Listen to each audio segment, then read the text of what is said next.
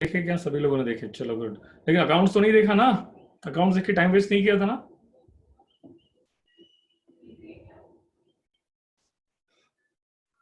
Okay, accounts नहीं देखा था ना? अकाउंट्स भी देखने की जरूरत नहीं है। अकाउंट्स देखा कि नहीं देखा? No sir, okay, good. Accounts नहीं देखा, नो सर, चलो गुड। आ, सर मैंने देखा कि कंसाइनमेंट मेरा मेरा नहीं हुआ था ना। ठीक है सर, तक चलो कोई दिक्कत नहीं है, नहीं हुआ तो देख लो। चलो डन। एक्चुअली हितैषी हुआ यूं कि वहाँ पे मतलब हमारे यूट्यूब के सब्सक्राइबर जो मतलब विनीत सर के पास ये नहीं है, सिस्टम नहीं है, वो मोबाइल से लाइव कर रहे थे। और यूट्यूब की एक पॉलिसी है कि अगर आपके सब्सक्राइबर्स 1000 से ज़्यादा नहीं होते हैं तो आप लाइव नहीं कर सकते हो यूट्यूब से। इसीलिए उनका आज लाइव नहीं हुआ। तो पता नहीं, अब कल टेक्निकल प्रॉब्लम अभी सॉल्व कर रहे हैं, let's see, hope for the best कि कुछ ना कुछ वर्कआउट हो जाए। तो we also came to know today itself कि अगर आपके 1000 सब्सक्राइबर से कम होते हैं तो you can't do live from mobile. और विनीत सर के पास सिस्टम नहीं है घर पे, तो वो उस वजह से लाइव नहीं हो पाया। Otherwise we were all ready, तो हम लोग तो तैयार थे करके। और हम तीनों फैकल्टीज ने सिस्टम को एस्टैब्लिश कर दिया घर पे, इसीलिए हम लाइव कर पाए थे बेटा, ऐसा हुआ था। तो मतलब मैथ्स का लेक्चर आज भी मतलब तैयारी थे हम लोग मतलब, लेकिन जब लाइव करने गए तो वहीं पे नहीं हो रहा था, इस वजह से दिक्कत आई थी बेटा। हम्म, ओके। चलो अब मुझे बताओ, पहले बताओ होमवर्क हो गया आप लोगों का? ओके, होमवर्क डन ना? मुझे ऐसे फालतू पना मत करना, होमवर्क नहीं करोगे ना तो सही में पछताओगे आप लोग। क्योंकि मैं ये चेक नहीं कर सकता हूँ कि आपने होमवर्क किया है कि नहीं किया है। तो ये आपको समझना बहुत ज़रूरी है कि हम हमारी रिस्पॉन्सिबिलिटी को लेके पीछे ना हटे। आ, और मुझे बताओ, कोई क्वेश्चन में दिक्कत आ रही है क्या? स्टडी मटेरियल की कोई भी क्वेश्चन में दिक्कत आ रही है क्या आपको? ऐसे 100% प्रॉब्लम तो नहीं होनी चाहिए, लेकिन कहीं पे डाउट आ रहा है क्या स्टडी मटेरियल के कोई भी क्वेश्चन को लेके? डू यू फील कि कोई दिक्कत है?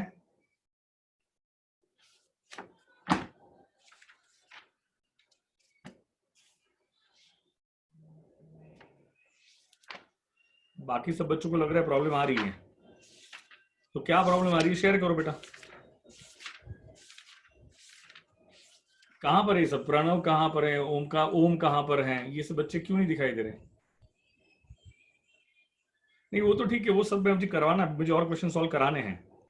और मैं यहाँ पे ये नॉट फॉर प्रॉफिट ऑर्गेनाइजेशन होने के बाद एक छोटा सा टॉपिक स्टार्ट करूंगा, उसका नाम है sale of goods on approval. ये काफी स्मॉल टॉपिक है, एकदम सिंपल सा टॉपिक है। आयुष दर्शना बोल रहे इलस्ट्रेशन 5 में प्रॉब्लम आ रही है। सर एक डाउट है, डेप्रिसिएशन 10% है suppose, and addition of assets है करंट ईयर में, डेट नहीं दी है एसेट की परचेज, तो डेप्रिसिएशन हाफ ईयर का अज्यूम होगा? नहीं, सार्थक उसको आप अज्यूम ये कर लो कि बिगिनिंग ऑफ द ईयर में मशीनरी को कोई भी एसेट को परचेज किया था तो पूरे साल का डेप्रिसिएशन ले लो। हाफ ईयर का अजम्पशन मत लो, पूरे साल का अजम्पशन ले लो। if nothing has been given then you can assume कि asset has been purchased at the beginning of the year, तो आप पूरे साल का कर सकते हो। ऑडिट फीस एडजस्टमेंट, ये क्या है ऑडिट फीस एडजस्टमेंट? मतलब ऑडिट फीस क्या है ये नहीं समझ में आया क्या बेटा? आयुष दर्शना, ऑडिट फीस क्या है ये नहीं समझ में आया कि ऑडिट फीस की एडजस्टमेंट नहीं समझ में आई? ठीक है, मुझे क्वेश्चन नंबर बता देना। हम मुझे लग रहा है कि सारे क्वेश्चन डिस्कस कर ही लेंगे हम लोग। ठीक है, मैं समझा दूंगा बेटा।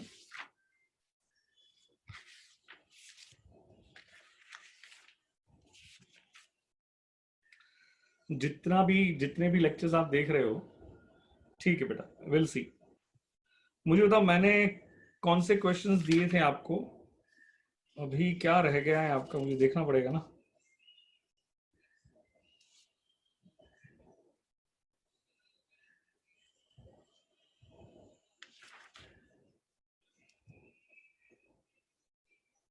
सर वो डेप्रिसिएशन वाले क्वेश्चन में एडिशनल इन्फॉर्मेशन थी कि depreciation charge inclusive of additionals. ठीक है ना? तो सौरभ कुछ नहीं करेंगे, जो भी एडिशन है हम अज्यूम करेंगे कि वो बिगिनिंग ऑफ द ईयर में हुआ है। देखो मैं एग्जांपल लेके समझा देता हूँ।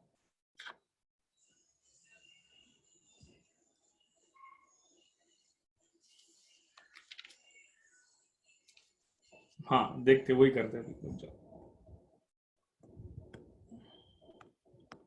मान के चलो बिगिनिंग ऑफ द ईयर में हमारे पास 1 लाख की कोई एसेट है और करंट ईयर में 50,000 की एसेट परचेज की और डेट दिया है, ये 1 अप्रैल है और ये 31 मार्च है, ये 1 अक्टूबर है। तो 50,000 की जो मशीनरी परचेज हुई है वो 1 अक्टूबर में परचेज हुई है। तो कॉमन सेंस अप्लाई करो यार, मुझे तो अब क्या ये 1 लाख पे पूरे साल का डिप्रिसिएशन चार्ज होगा? हाँ पूरे साल का होगा। आपको नहीं लग रहा है ये बाकी के 50,000 पे जो डिप्रिसिएशन चार्ज होगा, बाकी के 50,000 पे जो डिप्रिसिएशन चार्ज होगा वो सिर्फ 6 मंथ्स का आएगा? अरे यस और नो? बट ऐसा भी तो हो सकता था कि इसकी डेट ना दी हो, डेट इज नॉट गिवन कि ये 50,000 की मशीनरी कब परचेज की है, उसकी डेट नहीं दी है, उसकी डेट नहीं दी है।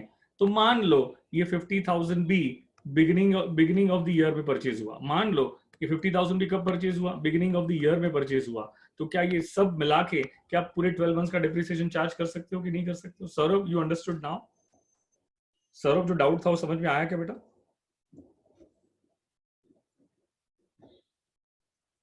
सौरभ समझ रहा है क्या बेटा तुझे? चलो ठीक है, बच्चे कुछ बोल नहीं रहे। हम लोग सारे क्वेश्चन डिस्कस कर ही लेंगे बेटा, हम छोड़ेंगे नहीं, उसको छोड़ देंगे ना तो मुझे लग रहा है कि प्रॉब्लम हो जाएगी। कि अजम्पशन की जरूरत नहीं कि क्वेश्चन में गिवन था। सर नहीं नहीं, मुझे क्या लिखा है, सो डेप्रिसिएट वाले क्वेश्चन में एडिशन, अब मुझे क्वेश्चन नहीं पता है ना sir, I don't know about the question. वो तो मैं आपने जो लिखा है उसके बेस पे आपको आंसर दे रहा हूँ। सर मैं बोल रहा था कि अजम्पशन की जरूरत नहीं कि क्वेश्चन में गिवन था, अब वो I don't know about this यार। इंक्लूसिव ऑफ एडिशन लिखा हुआ है ना, इंक्लूसिव एडिशन लिखा हुआ है। सर वो डेप्रिसिएशन वाले क्वेश्चन में एडिशनल इंफॉर्मेशन थी कि depreciation charge inclusive of additional, तो एडिशनल के साथ डेप्रिसिएशन लेना है, लेकिन एडिशन कब हुआ ये डेट दिया था नहीं दिया था, तो अजम्पशन ले लेना कि ये बिगिनिंग ऑफ द ईयर में हुआ। ओके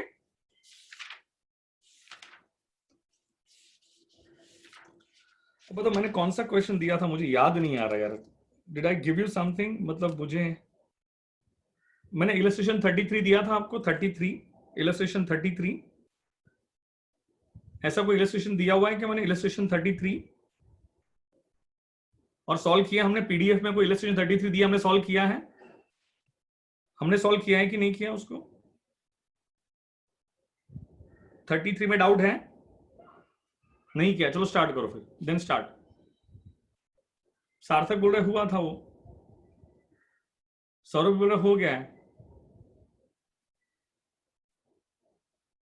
तो क्या समझने का, समझ में नहीं आ रहा है, मुझे तो याद नहीं आ रहा है बेटा हुआ था कि नहीं हुआ था।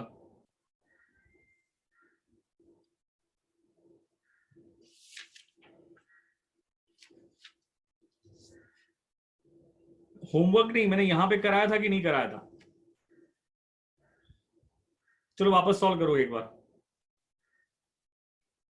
वापस सॉल्व करो एक बार, do it again, do it again, do it once again बेटा, चलो फटाफट वापस सॉल्व करोगे एक बार, डू इट वंस अगेन।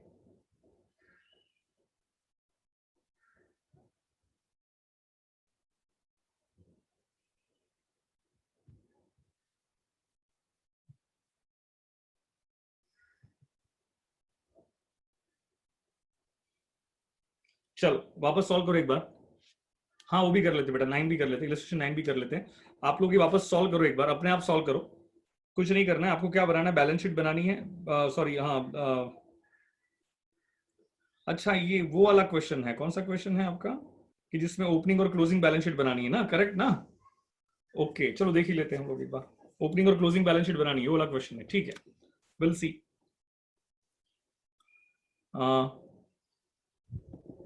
मुझे तो क्या लिखा है, रिसीट्स एंड पेमेंट अकाउंट का ओपनिंग बैलेंस कहां पर आएगा, ओपनिंग बैलेंस शीट में आएगा, लिखते जाओ फटाफट। कौन सा है ये इलस्ट्रेशन 33, ओपनिंग बैलेंस शीट, और दूसरा कौन सा बनाना है आपको, closing balance sheet.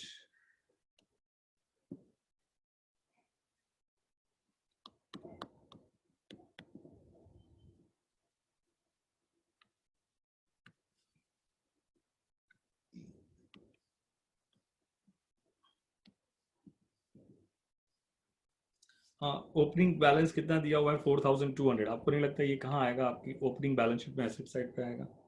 Entrance fees 2015 का भी है। मुझे तो करंट ईयर है कौन सा, करंट ईयर है कौन सा, 2016 है। It was ascertained that from the inquiry that the following represented a fair picture of income and expenditure account of the club for the year 2016. Okay तो आपका जो करंट ईयर है वो कौन सा है, 2016 है। Am I correct? देखो कहाँ पे लिखा है, कहाँ से पता चलेगा, रिसीट्स एंड पेमेंट अकाउंट के नीचे एक सेंटेंस लिखा हुआ है, it was ascertained that it was ascertained from inquiry that following represented a fair picture of income and expenditure account of the club for the year 2016 for audit purpose, for the audit purpose। तो मुझे बताओ 2016 कौन सा year है, current year है, तो बताओ 15 कौन सा ईयर होगा, प्रीवियस ईयर होगा, तो 17 कौन सा ईयर होगा, नेक्स्ट ईयर होगा। तो बताइए फटाफट 2016 एंट्रेंस फीस कितना दिया हुआ है। नहीं ऐसे देखो 2016 में चेक करो एंट्रेंस फीस की इनकम कितनी है,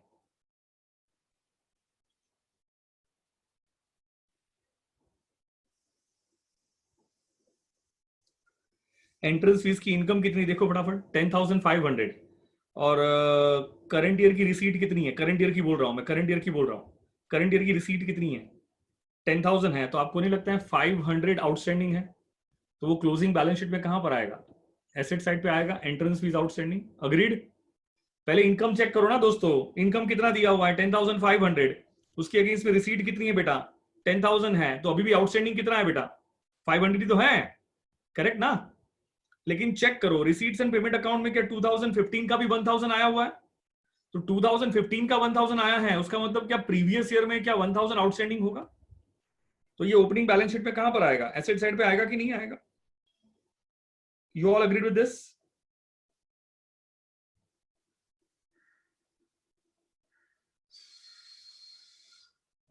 और कुछ रह गया क्या यहाँ पे, समथिंग लेफ्ट? ओके समझ में आया तो हाँ बोलो, इसमें कोई दिक्कत है क्या आपको, आगे बढ़ते हैं। सब्सक्रिप्शन दिया है 2015 और 16 दोनों का दिया है, सब्सक्रिप्शन की इनकम एक बार चेक कर लो कितना है, 15,600 है। और करंट ईयर का सब्सक्रिप्शन कितना रिसीव हुआ है, करंट ईयर का सब्सक्रिप्शन जो रिसीव हुआ है वो कितना रिसीव हुआ है, करंट ईयर का सब्सक्रिप्शन रिसीव हुआ है दैट इज 15,000। तो आपको नहीं लगता है कि अभी भी 600 आउटस्टैंडिंग है, तो 600 क्लोजिंग बैलेंस शीट में कहां जाना चाहिए, एसेट साइड में जाना चाहिए। लेकिन अगर आप ध्यान से देखोगे तो 600 रुपीज 2015 का भी रिसीव हुआ है, तो आपको नहीं लगता है कि ओपनिंग बैलेंस शीट में 600 आना चाहिए, क्योंकि प्रीवियस ईयर में क्या 600 आउटस्टैंडिंग होगा कि नहीं होगा। ठीक है समझ में आया तो हाँ बोलो, नहीं समझ में आया तो ना बोलो।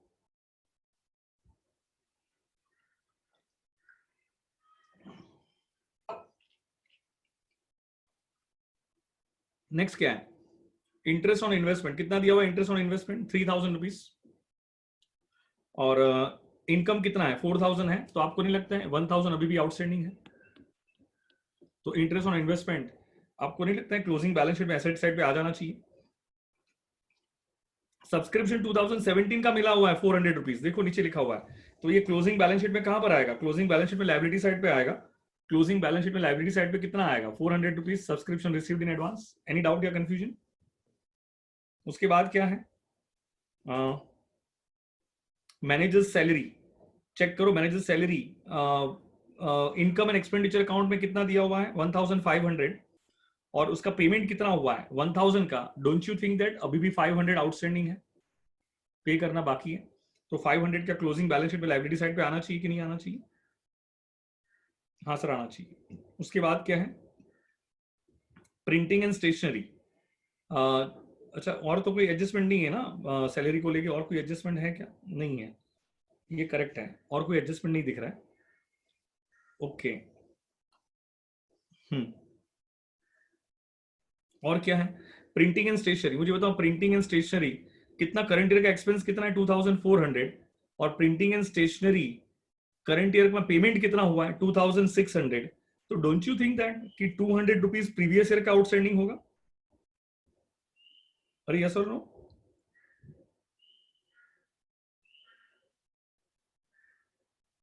और कोई एडजस्टमेंट है कि नहीं है उसके लिए। करंट ईयर में प्रिंटिंग एंड स्टेशनरी का पेमेंट है 2,400, उसमें से पेमेंट हुआ है सिर्फ 2,000 का, तो मुझे बताओ 600 क्या प्रीवियस ईयर का आउटस्टैंडिंग होगा क्या? 600 कब का आउटस्टैंडिंग होगा? प्रीवियस ईयर का। सुनो मेरी बात को ध्यान से, listen me carefully. Current year में प्रिंटिंग एंड स्टेशनरी का एक्सपेंस कितने का है? करंट ईयर में इनकम एंड एक्सपेंडिचर अकाउंट में, इनकम एंड एक्सपेंडिचर अकाउंट में प्रिंटिंग एंड स्टेशनरी किस तरह से लिखा गया है? 2000 इनर कॉलम में लिखा है, और क्या उसमें 400 ऐड किया है क्या? तो आउटर कॉलम में कितना आ गया? 2400 आ गया। ये आउटस्टैंडिंग है, तो कॉमन सेंस अप्लाई करके बताना, करंट ईयर का एक्सपेंस 2400 है, उसमें से पे कितना हुआ है? सिर्फ 2000 ही पे हुआ है। ये समझ रहा है? ये समझ रहा है? और आपके रिसीट्स एंड पेमेंट अकाउंट में पेमेंट कितने का दिख रहा है? रिसीट्स एंड पेमेंट अकाउंट में क्रेडिट साइड पे जो पेमेंट दिख रहा है, तो क्रेडिट साइड का जो पेमेंट है वो 2600 है। डोंट यू थिंक दैट ये जो पैसा गया उसमें से 2000 करंट ईयर का गया है, तो बाकी का 600 कब का होगा?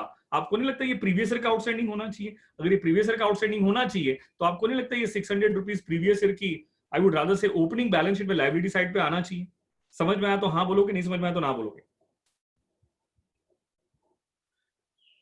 और करंट ईयर का आउटस्टैंडिंग कितना है प्रिंटिंग एंड स्टेशनरी का? 400 रुपया। कितना है? 400 रुपीज करंट ईयर का आउटस्टैंडिंग है, तो क्या करंट ईयर का आउटस्टैंडिंग हम लिख देंगे क्या? 400 रुपीज। 400 रुपीज क्या करंट ईयर का आउटस्टैंडिंग लिखेंगे कि नहीं लिखेंगे? वो कहाँ जाएगा? आपकी क्लोजिंग बैलेंस शीट में लाइब्रेरी साइड पे जाएगा। What next? एडवर्टाइजमेंट कितना है? 1600। और पेमेंट कितने का हुआ है? 1200। डोंट यू थिंक दैट कि 400 रुपये का एडवर्टाइजमेंट आउटस्टैंडिंग है? तो 400 रुपये का जो एडवर्टाइजमेंट आउटस्टैंडिंग है, एडवर्टाइजिंग कितना दिया? 1600 दिया हुआ है ना, और उसका पेमेंट कितना हुआ है? और कोई एडजस्टमेंट है क्या?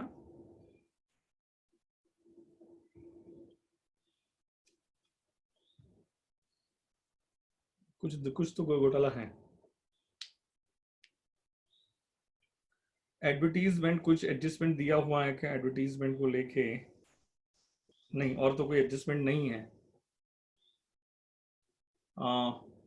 एडवर्टीजमेंट 1600 करंट ईयर का एक्सपेंस है, और करंट ईयर का पेमेंट कितना है? 1400।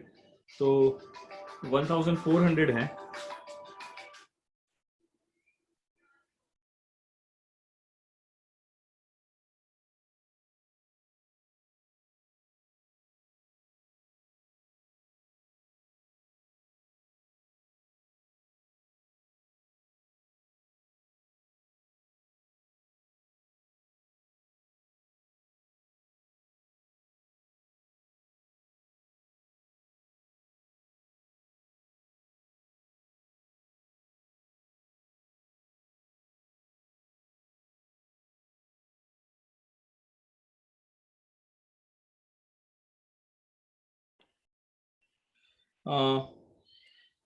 एडवर्टीजमेंट, हाँ, मुझे मुझे बताओ कितना करंट ईयर का? मुझे लग रहा है 400 रुपया क्लोजिंग बैलेंस शीट में कहाँ आना चाहिए? लाइब्रेरी साइड में आना चाहिए। That's what I think. बस दैट्स इट, यही एडजस्टमेंट है, बाकी कोई एडजस्टमेंट नहीं है। 400 rupees should be a part of your closing balance sheet library side. और तो कोई एडजस्टमेंट दिया नहीं है ना? कुछ दिख तो नहीं रहा है ना एडजस्टमेंट वाइज? खत्म, डन। ठीक है, सॉल्यूशन को छोड़ो, अपन कॉन्सेप्चुअल चलेंगे। सॉल्यूशन को छोड़ दो, सॉल्यूशन में क्या किया देखेंगे बाद में।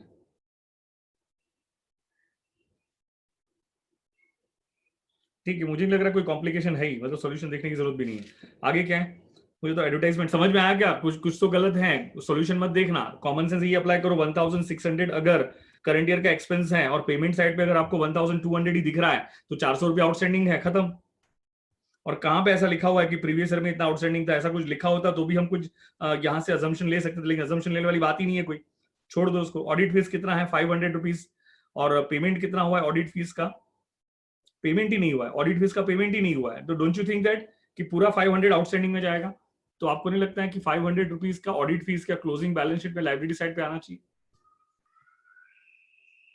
अरे सब बाकी बच्चों को समझ में आ रहा है कि नहीं आ रहा है कि मैं अकेला अकेला बकवास कर रहा हूँ? ये बाकी बच्चे आज है कहाँ पे? 15 बच्चे दिख रहे हैं, बाकी बच्चे कहाँ पे गए?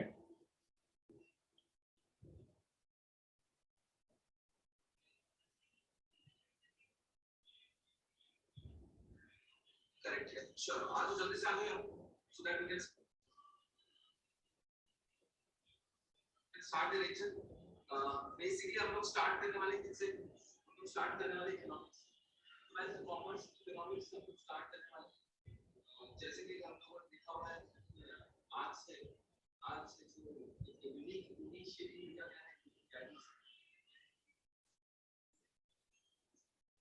ओके, ये समझ में आया कि बेटा आपको ये। चलो आगे लिखा है, फिर क्या लिखा है आगे, ऑडिट फीस तो पूरा 500 रुपये आउटस्टैंडिंग में जाएगा। फायर इंश्योरेंस कितना दिया हुआ है 1000, और वहां पे कितना पेमेंट किया है 1800 का पेमेंट किया है। मतलब आपको नहीं लगता है 800 प्रीवियस ईयर का आउटस्टैंडिंग होगा? तो फायर इंश्योरेंस का 800 रुपीज का आउटस्टैंडिंग कहाँ जाएगा?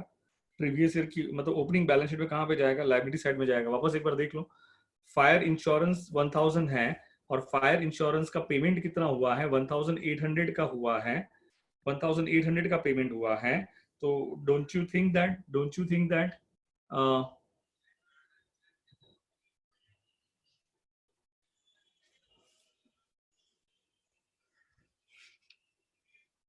कुछ गजब ड्राफ्टिंग हुआ है मुझे लग रहा है क्वेश्चन का। छोड़ो, आप इसके हिसाब से देख लो। फायर इंश्योरेंस 1000 और कोई इन्फॉर्मेशन भी तो नहीं दी है ना। फायर इंश्योरेंस 1000 है और 1800 का पेमेंट हुआ है। तो यहाँ पे आप दो अजम्पशन ले सकते हो। एक अजम्पशन ये भी ले सकते हो कि fire insurance paid in advance वाला भी अजम्पशन ले सकते हैं। लेकिन फायर इंश्योरेंस दिया है तो 1000 रुपीज ही। तो या तो 800 प्रीवियस ईयर का आउटस्टैंडिंग ले सकते हो, या तो एक अजम्पशन ले सकते हो आप 800 रुपीज पेड इन एडवांस है।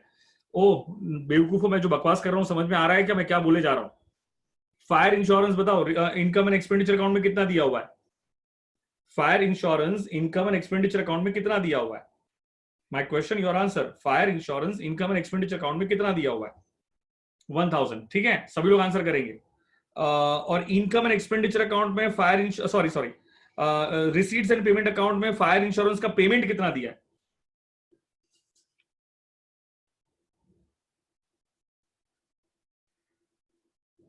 1800।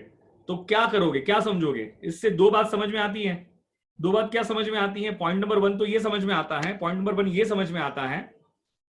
सर क्या समझ में आता है? पॉइंट नंबर 1 ये समझ में आ रहा है कि नंबर 1 या तो ये प्रीपेड होगा करंट ईयर का, एडवांस में भी दे सकते हैं ना।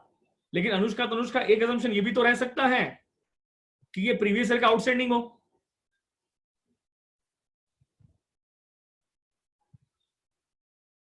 अगर प्रीवियस ईयर का होता तो ब्रैकेट में कहीं लिखा नहीं, ऐसा जरूरी नहीं है ना, नो नीड टू प्रेरणा, ऐसा कोई जरूरी नहीं है कि लिखा ही हो।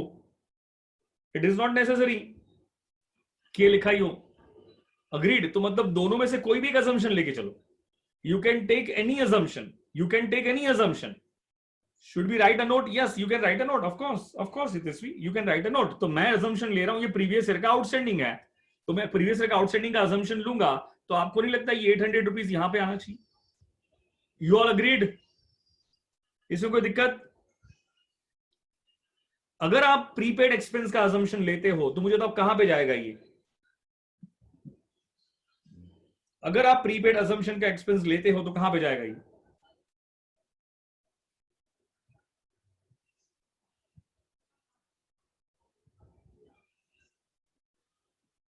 करेक्ट है, क्लोजिंग बैलेंस शीट में एसेट साइड पे। अगर प्रीपेड assumption का एक्सपेंस लेंगे तो कहां पे जाएगा ये? क्लोजिंग बैलेंस शीट में एसेट साइड पे। चलो, I hope you get my point clear. तो मैंने assumption लिया है इसको कि ये प्रीवियस ईयर का आउटस्टैंडिंग है, तो ये कहां चला गया? ओपनिंग बैलेंस शीट में लायबिलिटी साइड में। आगे क्या है आपका? ये हो गया, ये हो गया, और क्या दिया हुआ है? फायर इंश्योरेंस हो गया, फिर डेप्रिसिएशन तो आएगा नहीं, 4940 का दिया। Excess of income over expenditure भी नहीं आएगा। फिर इन्वेस्टमेंट परचेस कैपिटलाइज होगा। क्लोजिंग बैलेंस कहां पे जाएगा? क्लोजिंग बैलेंस शीट में एसेट साइड पे जाएगा। तो कितना लिखोगे आप इसको? 7600 लिखेंगे। कितना लिखेंगे? 7600 लिखेंगे। ठीक है, चलो ये हो गया आपका। अभी चेक कर लो क्या क्या बच गया आपके पास। क्या ओपनिंग की कुछ इंफॉर्मेशन दी के देके रखी है क्या? हाँ, you are required to prepare, it is being given that in the books of it is given in the book, it is given that the book value of the fixed assets on 1st Jan 2016, building कितना दिया हुआ है? 44,000। तो ये कहाँ आएगा? Opening balance sheet में asset side. क्या 44,000 बिल्डिंग का लिख सकते हो क्या आप? ओके, और क्या है? क्रिकेट इक्विपमेंट कितना दिया हुआ है? 25,000। तो क्या ये भी ओपनिंग बैलेंस शीट में क्या एसेट साइड पे लिख सकते हो क्या? हाँ सर लिख सकते हैं। फर्नीचर कितना दिया हुआ है? 4,000। फर्नीचर दिया हुआ है 4,000। तो क्या ये फर्नीचर भी 4,000 क्या आपके पास ओपनिंग बैलेंस शीट में क्या एसेट साइड पे आएगा क्या आपके पास? यस, ये भी 4,000 यहाँ पे आएगा। अब ओपनिंग में है तो क्लोजिंग में आएगा कि नहीं आएगा? डिपेंड्स मत बोलना बेवकूफ हो। क्योंकि कहीं ना कहीं पे हमने पूरा क्वेश्चन रीड कर ही लिया है ना, तो ये सारी बातों में कहीं ना सेल परचेज हुआ ही नहीं है, तो ये तो आना ही चाहिए, ये तो आपका आना ही चाहिए। Is that clear to you? तो अब मुझे बताओगे क्या, लेकिन डिप्रिसिएशन चार्ज करेंगे कि नहीं करेंगे, और डिप्रिसिएशन कितना चार्ज करना है? 5, 10, 6 कितना चार्ज करना है? 5%, 10%, 6% दिया हुआ है ना आपके पास। तो मुझे तो बिल्डिंग पे कितना परसेंट चार्ज करना है? 5%। तो 44,000 का 5% कितना होता है? 44,000 का 5% कितना होता है? 2,200। क्या ये माइनस करेंगे तो आउटर कॉलम में क्या उसकी वैल्यू आ जाएगी क्या? तो उसकी वैल्यू कितनी आ जाएगी? 41,800। ओके, उसके बाद क्या है? बिल्डिंग पे आपका इतना आएगा, तो उसके बाद और क्या बच गया बेटा? बिल्डिंग के बाद फर्नीचर, फर्नीचर पे कितना, फर्नीचर कितना है? फर्नीचर कितना है? कहाँ गया फर्नीचर, कहाँ गया? Where is furniture? फर्नीचर कितना है? 4,000। 4,000 माइनस, 4,000 माइनस फर्नीचर पे कितना, अरे सॉरी, हाँ फर्नीचर पे डिप्रिसिएशन कितना है? 6% है। फर्नीचर पे 6% है, तो फर्नीचर का 6% डिप्रिसिएशन कितना होगा? 240। तो बताओ इसमें से माइनस करो, कितना आ जाएगा? 3,760। What next? उसके बाद क्रिकेट इक्विपमेंट कितना है? 25,000। उस पर डिप्रिसिएशन कितना है? 10% है, तो 2,500 का 10% कितना होगा? 25,000 का 10% कितना होगा? 2,500। तो मुझे कॉमन सेंस अप्लाई करके बताना ये कितना जाएगा? 22,500। इसमें कोई दिक्कत है क्या? इसमें कोई भी कंफ्यूजन है क्या आपको? अब मुझे बताओ, तीनों का डिप्रिसिएशन का टोटल देख लो, 4940 आ रहा है कि नहीं आ रहा है? तीनों के डिप्रिसिएशन का टोटल देख लो, 4940 आ रहा है कि नहीं आ रहा है? तीनों के डिप्रिसिएशन का टोटल देख लो, 4940 आ रहा है कि नहीं आ रहा है? 4940 आ रहा है कि नहीं आ रहा है? हाँ प्रेरणा, मैं लिखने जा रहा हूं। क्या इन्वेस्टमेंट हमारे पास ओपनिंग में इन्वेस्टमेंट नहीं था? ओपनिंग में इन्वेस्टमेंट नहीं था, लेकिन क्या हमने कुछ इन्वेस्टमेंट करंट ईयर में परचेज किया है क्या? तो आपको नहीं लगता है वो 20,000 का इन्वेस्टमेंट आपकी क्लोजिंग बैलेंस शीट में कहां पे आना चाहिए? क्लोजिंग बैलेंस शीट में कहां पे आना चाहिए? ये कहां पे आना चाहिए क्लोजिंग बैलेंस शीट में? एसेट साइड पे। कोई दिक्कत वाली बात है क्या? अब कुछ बच गया क्या आपके पास? अब चेक कर लो फटाफट, टैली हो रहा है कि नहीं हो रहा है, चेक कर लो टैली हो रहा है कि नहीं हो रहा है। कैपिटल फंड कितना आ रहा है मुझे बताओगे? कैपिटल फंड बैलेंसिंग फिगर कितना आ रहा है मुझे बताओगे? आज ये बच्चे क्यों नहीं दिखाई दिए? बच्चे कहाँ गए सब नालायक लोग? ये कौन सा आंसर सही है दोनों में से? 77,400 सही है कि 78,000? मुझे लग रहा है मुस्कान ने कॉपी करके दे दिया है। मुस्कान ने कॉपी किया है। मुझे लग रहा है 77,400 बराबर है, तो मुस्कान 78,000 आ ही नहीं सकता था। हाँ करेक्ट है।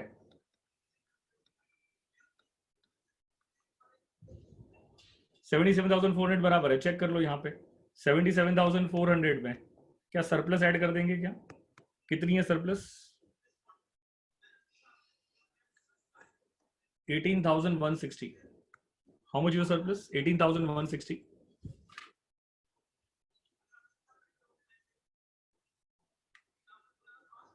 कितना आ रही है? 95,560। चेक करो टैली हो रहा है कि नहीं, चेक कर लो टैली हो रहा है कि नहीं हो रहा है।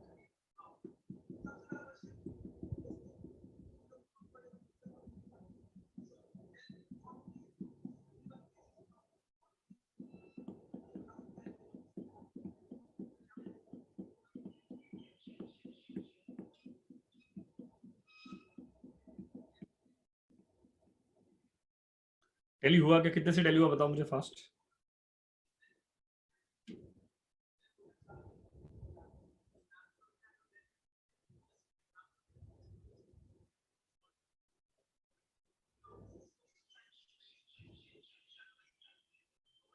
कितने से टैली हुआ बताओ ना फास्ट।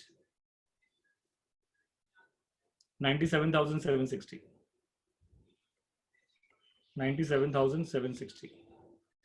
मैं आपके ग्रुप पे दो क्वेश्चन भिजवा रहा हूं, आप उसको सॉल्व करोगे।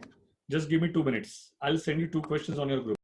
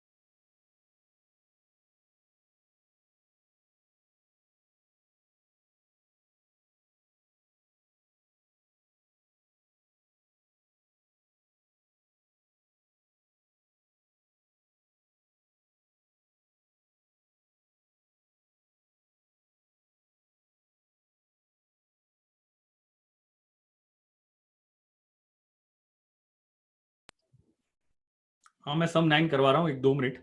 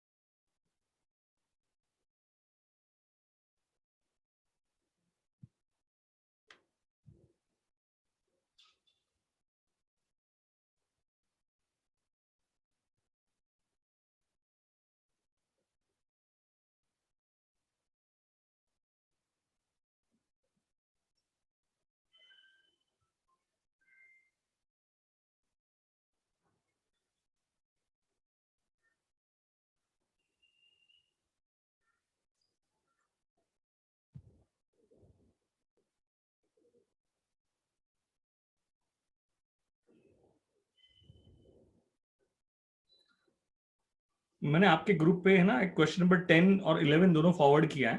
तो आप क्वेश्चन नंबर 10 को सॉल्व करना स्टार्ट करोगे। मुझे 1-2 मिनट शुभी मैम से कुछ बातचीत करनी है, उनको कोई टेक्निकल प्रॉब्लम आ रही है लेक्चर लेने में। तो आप पहले क्वेश्चन नंबर 10 सॉल्व करोगे। I will join you in 10 minutes. मैं आपको 10 मिनट में ज्वाइन करूंगा। मुझे लग रहा है क्वेश्चन नंबर 10 तब तक सॉल्व हो जाएगा आपका। फटाफट सॉल्व करना स्टार्ट करोगे। I will join you in 10 minutes, ठीक है। और उसके बाद हम क्वेश्चन नंबर 9 सॉल्व करते हैं। क्वेश्चन नंबर 9 सॉल्व करते हैं, लेकिन 10 वाला सॉल्व करोगे। क्वेश्चन नंबर 10 सॉल्व करोगे।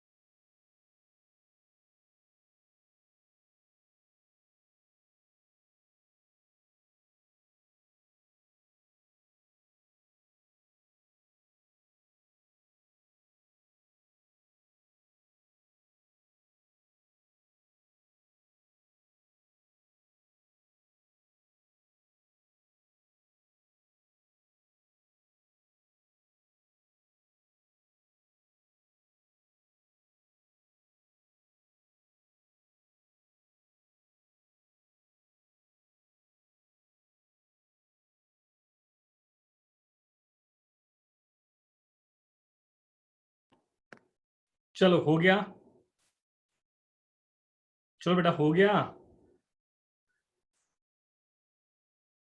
ये क्या लिखा है ये सर? ये था इलस्ट्रेशन वर्ड टू वर्ड, सार्थक ये था क्या? कौन सा था? तेरी मिट्टी में मिल जावा। ठीक है, 11th वाला तो करना था ना फिर। सर स्टडी मटेरियल में है क्या आपके?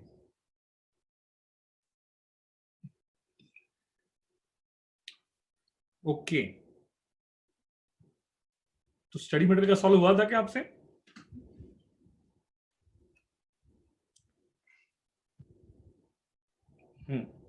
चलो इलस्ट्रेशन 9 पे आ जाओ, इलस्ट्रेशन 9 पे आ जाओ।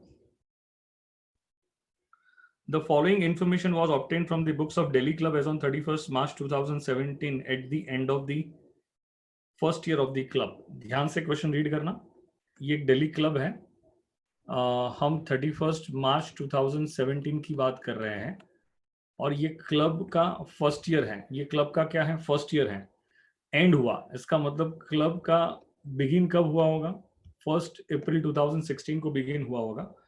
कॉमन सेंस अप्लाई करके बताना, अगर ये क्लब का फर्स्ट ईयर है तो क्लब का प्रीवियस ईयर नहीं होगा, प्रीवियस ईयर नहीं होगा। तो वापस एक और कॉमन सेंस अप्लाई करके बताना, अगर क्लब का प्रीवियस ईयर नहीं होगा तो मुझे बताओगे, मुझे ये बताओगे क्लब का प्रीवियस ईयर नहीं होगा तो क्या क्लब का कोई ओपनिंग बैलेंस हो सकता है? पॉसिबल ही नहीं है। क्लब का कोई ओपनिंग बैलेंस हो सकता है? पॉसिबल ही नहीं है। तो क्या हम क्लब के ओपनिंग बैलेंस शीट बना सकते हैं क्या? कोई सवाल ही नहीं आता है। ओपनिंग बैलेंस शीट मतलब क्या? प्रीवियस ईयर की क्लोजिंग बैलेंस शीट, और प्रीवियस ईयर है ही नहीं क्लब का, तो आप कहां से प्रीवियस ईयर की क्लोजिंग बनाओगे, कहां से करंट ईयर की ओपनिंग बनाओगे? अग्रीड हो इस बात से कि इसमें कोई दिक्कत है आपको? You all agreed with this कि इसमें कोई दिक्कत है आपको? चलो, बच्चे कुछ बोल नहीं रहे, आज मजा नहीं आ रही बच्चों को पढ़ाने में।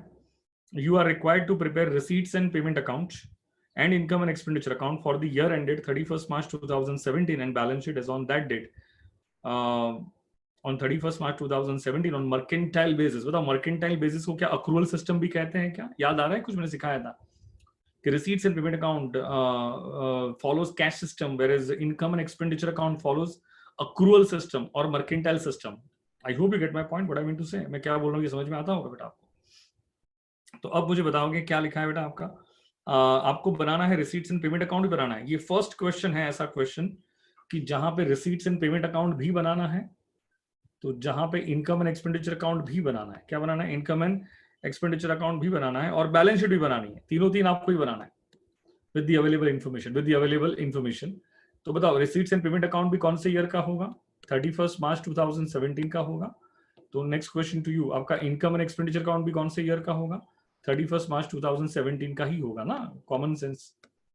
Income and expenditure account 31st March 2017 correct है। तो अब मुझे बताओ 31st मार्च 2017 ये यहाँ पे हो गया। बैलेंस शीट क्या उसी दिन की बैलेंस शीट भी हम बनाएंगे क्या? तो क्या बनेगी balance sheet as on 31st March 2017? ये क्लोजिंग रहेगी क्योंकि ओपनिंग तो नहीं होगा। ओपनिंग तो नहीं होगा, क्यों नहीं होगा ये समझ में आ रहा है क्या? ओपनिंग तो नहीं होगा, क्यों नहीं होगा ये समझ में आ रहा है क्या? क्यों नहीं होगा ये समझ में आ रहा है क्या? हाँ सर ये समझ में आ रहा है। अब बताओ ओके क्या लिखा है यहाँ पे? चेक करो एंट्रेंस फीस। इनकम कितनी है? रेवेन्यू इनकम कितनी है? 17,000। इनकम कहाँ पे क्रेडिट करते हो? रेवेन्यू इनकम कहाँ पे क्रेडिट करते हो? इनकम एंड एक्सपेंडिचर अकाउंट में। और उसके अगेंस्ट में रिसीट भी कितनी हुई है? उसकी अगेंस्ट में रिसीट भी कितनी हुई है? 17,000। अरे दोस्तों जितनी इनकम है उतनी रिसीट है, तो और तो कोई एडजस्टमेंट पॉसिबल ही नहीं है ना इसके लिए। तो समझे मैं क्या बोल रहा हूँ? जरा रिस्पॉन्स करो हाँ ना। मैं कुछ समझ में ही नहीं आ रहा है मुझे, मैं किसको पढ़ा रहा हूँ वही नहीं समझ में आ रहा है। अपने आप को पढ़ा रहा हूँ ऐसा लग रहा है। नलायक को रिस्पॉन्स करते हो चलोगे। मैं ये बोल रहा हूँ जितनी इनकम है उतनी रिसीट है, तो कोई एडजस्टमेंट पॉसिबल है? एडजस्टमेंट पॉसिबल ही नहीं है बेटा। बताओ सब्सक्रिप्शन को लेके इनकम, रेवेन्यू इनकम मतलब इनकम यार, इसमें कोई कंफ्यूजन मत क्रिएट करना। सब्सक्रिप्शन की इनकम कितनी है? 20,000 है और उसकी रिसीट कितनी है? उसकी रिसीट 19,000 है। तो अप्लाई करो, कॉमन सेंस अप्लाई करो फटाफट। इसमें क्या ना आने वाली बात थी? बच्चे क्यों कंफ्यूज थे इसमें? तो बताओ उसकी रिसीट कितनी है? 19,000 है। तो आपको नहीं लगता है 1,000 आउटस्टैंडिंग है? 1,000 क्या है अभी भी आउटस्टैंडिंग है, तो ये क्लोजिंग बैलेंस शीट पे कहां पे जाएगा? एसेट साइड पे जाएगा कि नहीं जाएगा? बोलो हाँ या ना। ये कहां जाएगा? क्लोजिंग बैलेंस शीट में एसेट साइड पे। डाउट है तो पूछोगे। उसके बाद क्या लिखा हुआ है, 600 लॉकर रेंट की इनकम कितनी है, 600 है, और उसका रिसीट भी कितना है, 600 ही है। अब कॉमन सेंस अप्लाई करो, जितनी इनकम उतनी रिसीट, तो कोई एडजस्टमेंट का सवाल ही नहीं आता है। सन्ड्री इनकम कितना है, इनकम वाइज 1600, लेकिन करंट ईयर की रिसीट कितनी है 1060। तो कॉमन सेंस अप्लाई करके बताना 1060 है, दोनों के बीच का डिफरेंस कितना आ रहा है, बुलाओ फटाफट। क्या 540 आउटस्टैंडिंग होगा क्या, 540 आउटस्टैंडिंग होगा तो 540 कहां पे लिखेंगे, क्लोजिंग बैलेंस शीट में। 540 कहां पे लिखेंगे, क्लोजिंग बैलेंस शीट में, एसेट साइड पे। You all agreed with this, इसमें कोई दिक्कत वाली बात है क्या बच्चों। उसके बाद क्या है, रिफ्रेशमेंट अकाउंट। रिफ्रेशमेंट अकाउंट में आपके पास रिसीट दिया है, देखो ना रिफ्रेशमेंट का कुछ एक्सपेंस दिया हुआ है क्या, हाँ दिया हुआ है ना एक्सपेंस, बताओ एक्सपेंस कितना दिया हुआ है। तो रिसीट को क्या ट्रीट करो, रिफ्रेशमेंट का मतलब समझ में आया क्या, कोई भी क्लब में क्या कोल्ड ड्रिंक्स ये सारे नॉर्मल ड्रिंक्स क्या बेचते होंगे क्या, तो उसे रिफ्रेशमेंट कहते हैं, क्या कहते हैं उसे, रिफ्रेशमेंट कहते हैं। बेच के पैसा आया, बेच के पैसा आया तो ये तो रेवेन्यू रिसीट ही होगी ना, तो क्या हम रेवेन्यू रिसीट को इनकम ट्रीट कर सकते हैं क्या, हाँ इनकम ट्रीट कर सकते हैं। मुझे बताओ, इनकम ट्रीट कर सकते हैं, तो रिसीट भी हुई तो उतनी इनकम भी मान लिया, क्या मान लिया हमने, उतनी इनकम भी मान ली। लेकिन अब मुझे बताओ एक्चुअल पेमेंट कितना हुआ था, उसका एक्चुअल पेमेंट हुआ था 8000 रुपीज, रिफ्रेशमेंट का पेमेंट कितना हुआ था 8000 रुपीज। तो मेरे हिसाब से आपको यहाँ पे उसको सेट ऑफ कर देना चाहिए, क्या कर देना चाहिए, सेट ऑफ कर देना चाहिए। क्या आप इस इनकम में से क्या 8000 का एक्सपेंस माइनस कर सकते हो क्या, तो 16000 की इनकम में से 8000 का एक्सपेंस माइनस कर दोगे तो बताओ आउटर कॉलम में कितना आ जाएगा, क्या आउटर कॉलम में आपको नहीं लगता 8000 आ जाएगा क्या। हाँ आयुष मैं ये कह रहा हूं रिफ्रेशमेंट की रिसीट कितनी है, तो मैंने कहा रिफ्रेशमेंट की रिसीट है 16000। अब बताओ रिफ्रेशमेंट की रिसीट कौन सी इनकम होती है, कोई भी क्लब में अगर रिफ्रेशमेंट प्रोडक्ट बेचते हैं, कोई भी कोल्ड ड्रिंक्स बेचते हैं, थम्स अप है, पेप्सी है, या कोई भी रिफ्रेशमेंट आइटम बेचते हैं, तो उससे जो रिसीट होगी क्या उसे रेवेन्यू रिसीट्स कहेंगे कि नहीं कहेंगे। अकाउंट्स में every receipt is not an income but revenue receipts are always income, तो आपको लगता है 16000 की इनकम भी होनी चाहिए। लेकिन अगर आप देखोगे पेमेंट साइड पे नीचे देखो, सेकंड थर्ड इन्फॉर्मेशन जो दिया है ना, उसमें लास्ट वाली इन्फॉर्मेशन देखो, रिफ्रेशमेंट अकाउंट, नेक्स्ट टेबल जो दिया हुआ है ना उसमें लिखा हुआ है रेवेन्यू एक्सपेंस डैश, तो एक्चुअल पेमेंट 8000 है। तो क्या रिफ्रेशमेंट को लेके, रिफ्रेशमेंट खरीदा होगा तब बेचा ना, तो 8000 का रिफ्रेशमेंट खरीदा होगा, परचेज किया होगा तो उसका पेमेंट किया होगा, बोलो हाँ, उसका पेमेंट किया होगा। तो मैंने क्या कहा 16000 को इनकम ट्रीट कर दो और 8000 को आप इनकम एंड एक्सपेंडिचर अकाउंट में डेबिट करो तो भी चलता था, कोई भी दिक्कत नहीं थी, तो भी दिक्कत नहीं थी बेटा। आप अगर ऐसा करते तो भी चलता था, या आप उसने अगर 16 में से 8 माइनस करके नेट 8000 अगर आपने इनकम में लिख दिया तो भी चलेगा, दोनों दोनों ट्रीटमेंट वैलिड है, आप दोनों में से कोई भी एक ट्रीटमेंट कर सकते हो। अब आयुष दर्शना और बाकी सब बच्चों को समझ में आया तो हाँ बोलोगे, नहीं समझ में आया तो ना बोलोगे।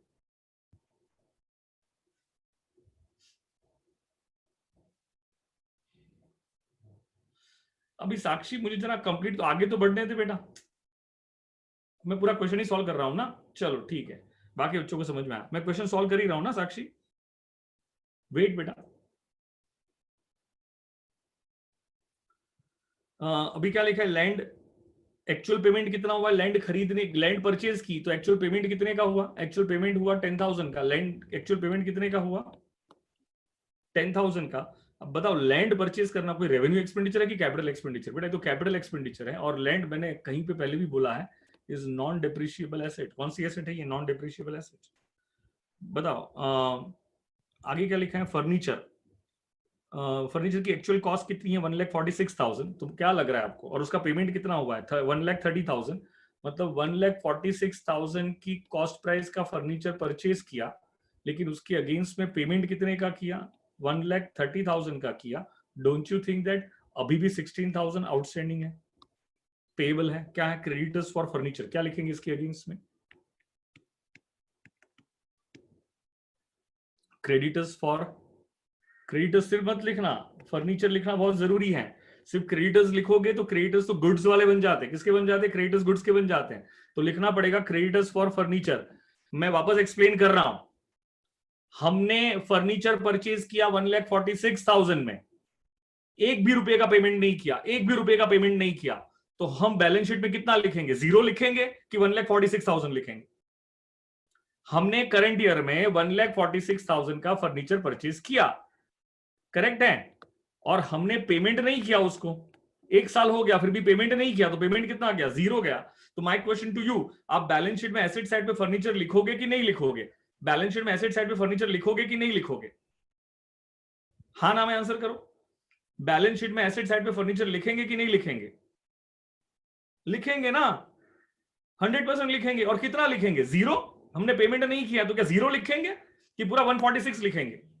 पूरा 146 लिखेंगे। तो यहां पर भी तो पूरा 146 ही लिखेंगे, लेकिन पेमेंट कितना हुआ है? 130 का पेमेंट हुआ है, तो बाकी का 16 क्या है? अभी भी आउटस्टैंडिंग है, but we will write for that creditors for furniture. क्या लिखेंगे वहां पे?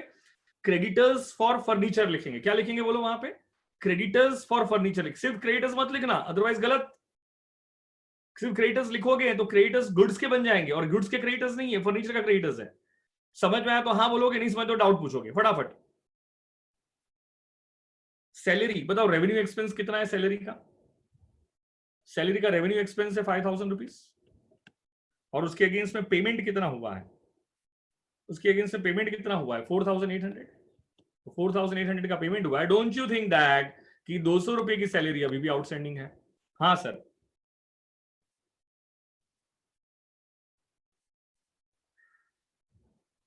अच्छा, डेप्रिसिएशन है क्या? फर्नीचर को देखता हूं ना बेटा, आने दे इन्फॉर्मेशन, में देख लेता हूं बेटा। Okay, I will just check it out. Maintenance of playground बताओ, प्ले ग्राउंड का मेंटेनेंस का रेवेन्यू एक्सपेंस कितना है? रेवेन्यू एक्सपेंस है 2,000, उसमें से पेमेंट कितने का किया? 1,000। तो मुझे बताओगे क्या अभी भी 1,000 क्या आउटस्टैंडिंग है? अभी भी 1,000 क्या है? आउटस्टैंडिंग है। अरे बोलो हाँ या ना। तो ये पेमेंट करना बाकी होगा ना अभी। समझ में आ रहा है कि नहीं आ रहा? कुछ गलत लिखा है क्या मैंने? 200 आउटस्टैंडिंग कहां से आ गए? क्या बोल रहा है भाई तू? कुछ गलत, कोई और इन्फॉर्मेशन है क्या? सार्थक ये क्या है 200 आउटस्टैंडिंग? अच्छा ये सैलरी का है, okay okay okay okay, salary का है। फिर रेंट कितना है? 8,000 रेवेन्यू एक्सपेंस है। तो बताओ 8,000 रेवेन्यू एक्सपेंस है, और उसका पेमेंट भी कितना हो गया? 8,000 हो चुका है, तो नो आउटस्टैंडिंग कुछ भी नहीं बेटा यहाँ पे। रिफ्रेशमेंट तो हमने कर दिया, कोई दिक्कत नहीं है। Donation to the extent of 25,000 were utilised for the purpose of library books and balance was still unutilised. In order to keep it safe, 9% government bond of 1,60,000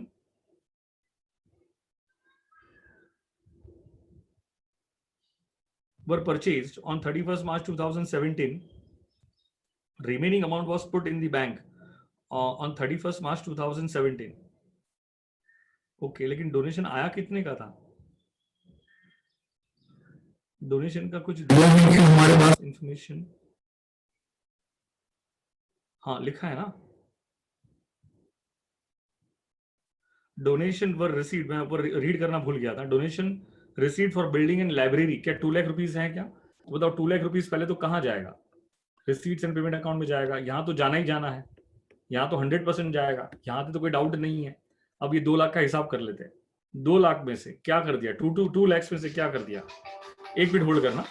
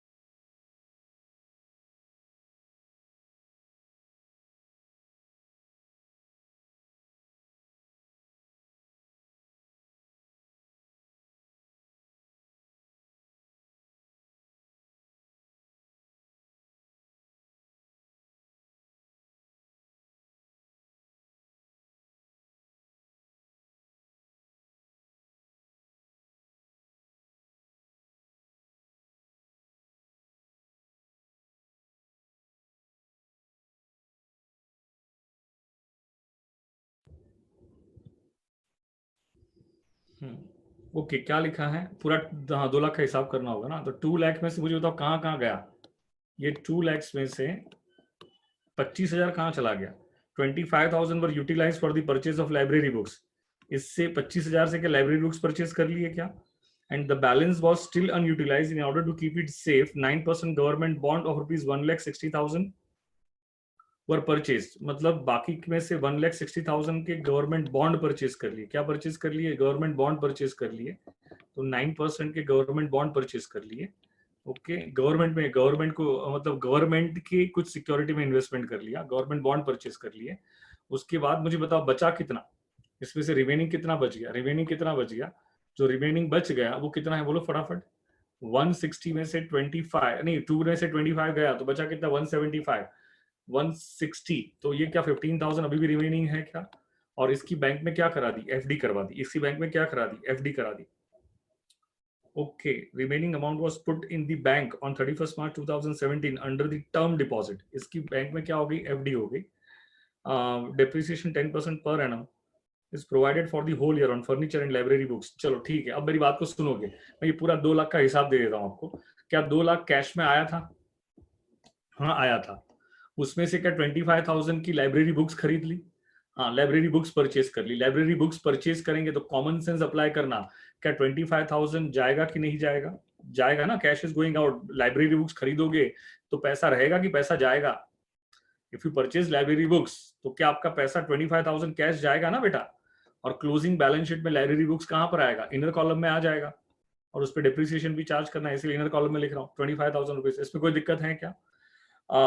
फिर आगे क्या लिखा हुआ है कि in order to keep it safe, हो सकता है कि अब 2 लाख में से 25 चला गया तो बचा कितना? 175 बच गया। तो ये 175 में से हो सकता है कि उनको पैसों की आज जरूरत नहीं है, तो उन्होंने क्या कर दिया? गवर्नमेंट बॉन्ड में इन्वेस्टमेंट कर दिया। कहां पे इन्वेस्टमेंट कर दिया? गवर्नमेंट बॉन्ड में इन्वेस्टमेंट कर दिया। तो मेरा क्वेश्चन आपसे ये है, तो क्या गवर्नमेंट बॉन्ड खरीदेंगे तो इन्वेस्टमेंट आएगा, पैसा जाएगा? इन्वेस्टमेंट आएगा, पैसा जाएगा। तो अगर इन्वेस्टमेंट आएगा तो आपको नहीं लगता है आप 1,60,000 का इन्वेस्टमेंट यहां पे लिखोगे बेटा, और 160 is going out, 160 is going out, तो आपको नहीं लगता है 1,60,000 रिसीट्स एंड पेमेंट अकाउंट में क्रेडिट भी होना चाहिए बेटा? समझ में आ रहा? तो हाँ बोलते हो, चलो नलायक हो, मुझे ऐसा लग रहा है खुद को पढ़ा रहा हूं। हाँ, अब बताओ अब बचा कितना? अब कितना बचा? 2 लाख में से 25 चला गया आपका लाइब्रेरी बुक्स में, और बाकी का 160 कहाँ चला गया? गवर्नमेंट बॉन्ड में चला गया। तो बचा कितना? 15,000। उसके लिए भी क्वेश्चन कह रहा है कि 15,000 का टर्म डिपॉजिट कर दिया, मतलब फिक्स डिपॉजिट कर ली। फिक्स डिपॉजिट करोगे तो बैंक में पैसा जाएगा ना, बैंक में पैसा जाएगा ना। तो क्या आपको नहीं लगता है 15,000 क्रेडिट भी करना पड़ेगा रिसीट्स एंड पेमेंट अकाउंट में? And don't you think that क्या आपकी 15,000 की एफडी, एफडी मतलब फिक्स डिपॉजिट मतलब इन्वेस्टमेंट, क्या ये बैलेंस शीट में एसेट साइड पे आएगा कि नहीं आएगा? हाँ सर, ये भी बैलेंस शीट में कहां पे आ जाएगा? एसेट साइड पे आ जाएगा। मैंने जो समझाया समझ में आया होगा? समझ में आया तो हाँ बोलोगे, नहीं समझ में आया तो ना बोलोगे, ठीक है? Depreciation 10% is to be provided for the whole year on furniture. तो मुझे बताओ फर्नीचर पे पूरे साल का डेप्रिसिएशन चार्ज करना है तो कितना आएगा? 14,600 माइनस करके बताओ कितना आ रहा है? 1,46,000 में से 14,600 माइनस कर दो, एंड 25,000 में से कितना माइनस करोगे? 2,500। ये दोनों की वैल्यू बता दो मुझे, 2,500 माइनस करके बताओ।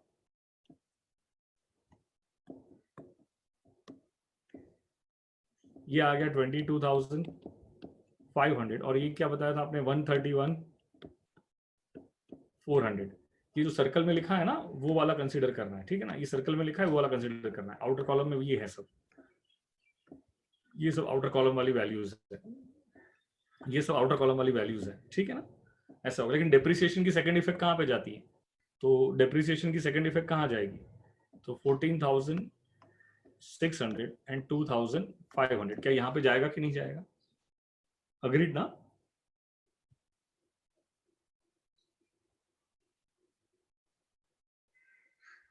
ठीक है, अब यहां तक कोई दिक्कत है मुझे पूछो मुझे।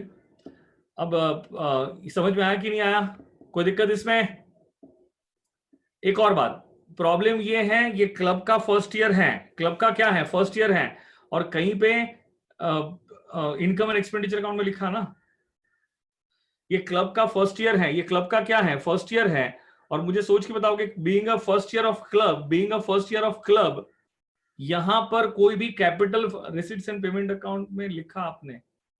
मैंने गलत लिखा है क्या? हाँ ओके ओके।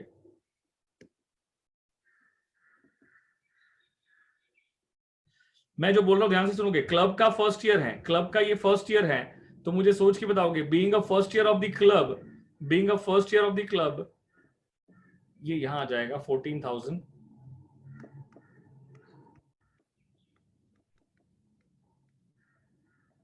क्लब का फर्स्ट ईयर है और फर्स्ट ईयर में कहीं पे कैपिटल फंड की वैल्यू नहीं दी है। किसकी वैल्यू नहीं दी है? कैपिटल फंड की वैल्यू नहीं दी है, तो मान लेना कैपिटल फंड जीरो होगा। क्या होगा? कैपिटल फंड जीरो होगा। सिर्फ विदाउट कैपिटल फंड क्या स्टार्ट हुआ होगा? हाँ, क्या फर्क पड़ता है ना।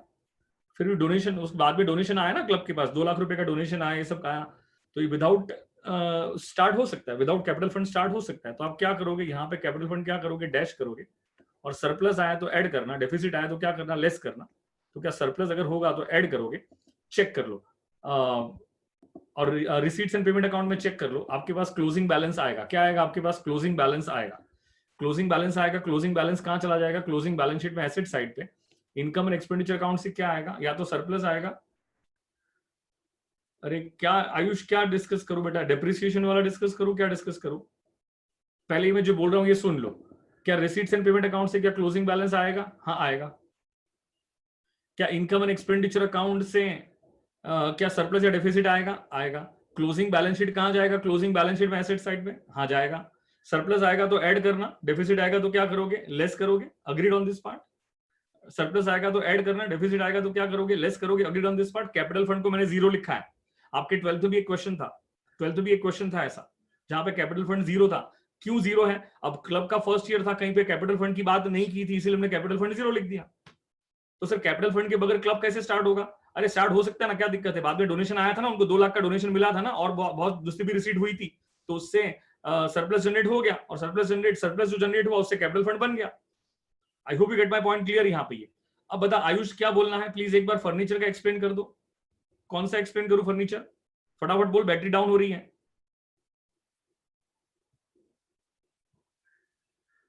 कॉस्ट वाला, ओके। कॉमन सेंस पहले अप्लाई करो। मुझे बता, मैंने कहा आयुष, मैंने करंट ईयर में 1,46,000 का फर्नीचर खरीदा, करेक्ट है? करंट ईयर में मैंने 1,46,000 फर्नीचर परचेज किया, और उसके अगेंस्ट में मैंने पेमेंट जीरो किया, कुछ भी नहीं किया। तो अब तू मुझे बताएगा, मैं फर्नीचर मेरी बुक्स ऑफ अकाउंट्स में लिखूं कि नहीं लिखूं? हम तो अक्रूवल सिस्टम पे चलते हैं। अक्रूवल का मतलब क्या होता है? Right to receive an obligation to पे।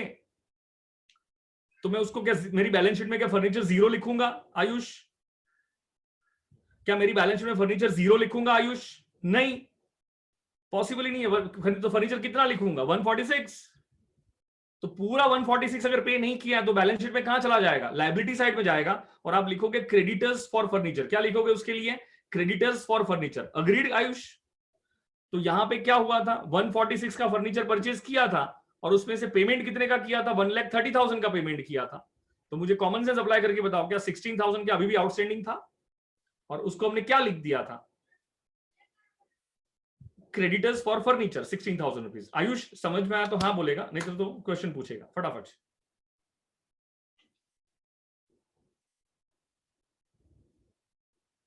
ठीक है, अब टैली करके मुझे बता दो, टैली हो रहा है कि नहीं हो रहा है, जरा चेक कर लो। अब हम कल मिलेंगे बेटा, विल सी यू टुमारो। मैं कल आपके ना स्टडी मटेरियल के क्वेश्चन एक बार देख लूंगा, और उसके बाद कल ये टॉपिक वाइंड अप करके हम लोग आगे बढ़ेंगे सेकंड टॉपिक पे।